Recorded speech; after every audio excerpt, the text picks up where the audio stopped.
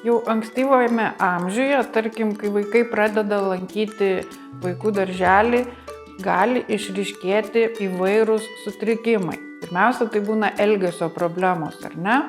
Toks darželinukas būna nepaklusnus, nevykdo nurodymų, gali atsirasti agresijos kažkokie tai protrukiai, kai jisai mušasi su artimaisiais, broliais, seserim, su bendraamžiais.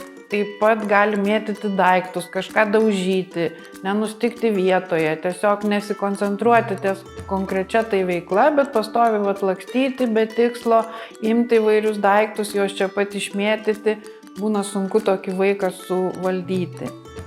Epizodiškai gali būti stebimi ir autoagresijos protrukiai, kai vaikas žaloja save, kandžiojasi, žnaibosi, sunkesniais atvejais netgi daužo galvą į sieną.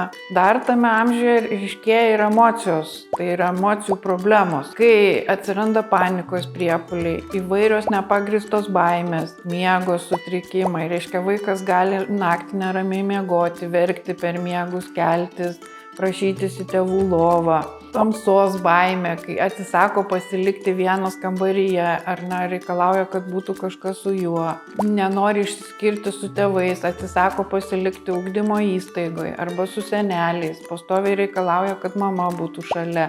Jei mama jį palieka, irgi būna verksmo epizodai, isterijos priepuoliai įvairūs. Pat didelė problema yra, kai pradeda ryškėti raidos sutrikimai. Tėvai pastebi, kad vėluoja kalbos raida, vaikas netaria pakankamai žodžių arba nekalba sakiniais.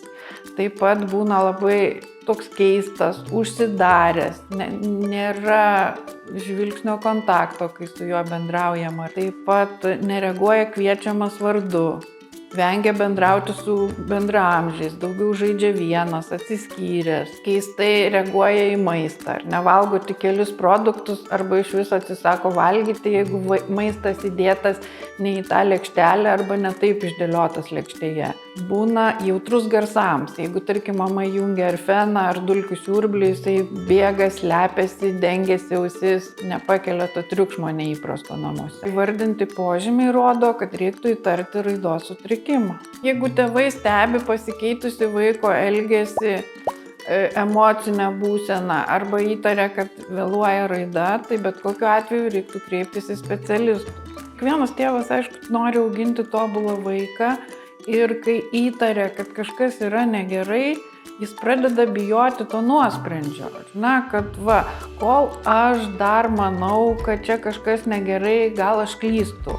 Gal tiesiog vaikas augs, kuo toliau, to daugiau mokės, sužinos ir jau tų problemų neliks, kaip ir tikisi išaugs iš tų problemų. Ir yra labai baisu išgirsti patvirtinimą, kad mano vaikas yra sutrikęs, kad jis turi kažkokį tai psichikos sutrikimą ar raidos sutrikimą. Ir daugelis mamų nebežino, jeigu bus patvirtinta šita diagnozė, kaip man reikės toliau gyventi.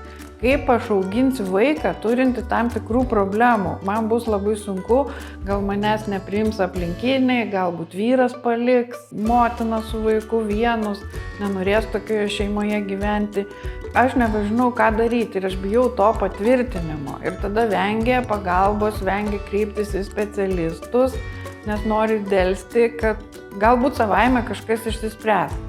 Bet tai yra neteisingas kelias, nes bet kokiu atveju, jeigu vaikas turi kažkokių tai sutrikimų, minėtų raidos, elgesio ar emocijų, pagalbą reikia suteikti kuo anksčiau, kol dar neužsifiksavo šitas netinkamas elgesys, nes kuo ilgesnį laiką vaikas elgesi netinkamai arba netinkamai reaguoja į tam tikrus dirgiklius, tuo sunkiau jam padėti. Nes kuo greičiau vaikas gaus pagalbą, tuo lengviau specialistam bus su juo dirbti ir tuo greitesnis rezultatas bus. Dažnai tėvai nerimauja, kad jeigu su vaiku kreipsis į gydymo įstaigą, konkrečiai pas vaikų ir paauglių psichiatrą, kad bus nustatyta diagnozė, bus įrašas medicinos kortelėje ir tai gali pakenkti vaiko ateičiai. Pavyzdžiui, gal jis negalės studijuoti karo akademijoje, gal negalės vairuoti automobilio, gal negalės vykti į kažkokias tai misijas užsienį. Kai kuriais atvejais yra reikalaujama nepriekaištingos charakteristikos. Bet čia, sudėtingi dalykai ir dažniausiai taip nebūna. Vis tiek, jeigu vaikui yra nustatomas emocijų ir elgesio sutrikimas, tai yra laikina diagnozė, gavus pagalbą, vaikas tampa sveikas ir jokių problemų ateityje jis neturės. Juo labiau besikreipiant į švietimo pagalbos tarnybą, tai nėra medicinos įstaiga ir ten diagnozės nėra nustatinėjamos ir nėra jokių įrašų medicinos kortelėje. Tiesiog tai yra pagalba vaikui suteikiama tuo metu, kai jam tos pagalbos reikia.